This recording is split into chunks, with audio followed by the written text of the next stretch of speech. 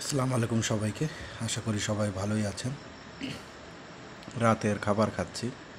দেখতেই পাচ্ছেন, আপনাদের ভাবি রাতে রান্না করেছে খিচুড়ি, এই সাথে ডিম ভাজি আছে, সাথে আচার আছে। আচার দিয়ে খুবই সুন্দর লাগতেছে, খুবই সুস্বাদু লাগতেছে খিচুড়িটা খেতে। আসলে আজকে অনেক কিছু রান্না করছে, তার ভিতরে আমার পছন্দ খিচুড়ি, ডিম ভাজি এবং আমের আচার।